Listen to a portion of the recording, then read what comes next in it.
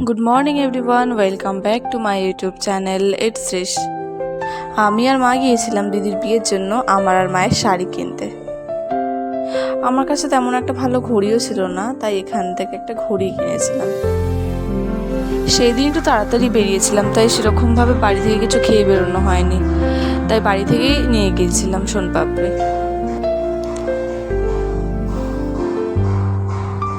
তারপর নিজের জন্য গায়ে হলুদের একটা ড্রেসও দেখছিলাম, কিন্তু পছন্দ হয়নি। তারপর গায়ে হলুদের জন্য একটা শাড়ি কিনেছি। তারপর মায়ের জন্য একটা বেনারসি কিনতে গিয়েছিলাম হাওড়া ময়দান বেনারসি হাটে। সেখানে গিয়ে তোমার মায়ের একটাও বেনারসি পছন্দ হয়নি। তারপর আবার আসি আমরা হাওড়া শালকিয়ায় গৌরী শঙ্করে।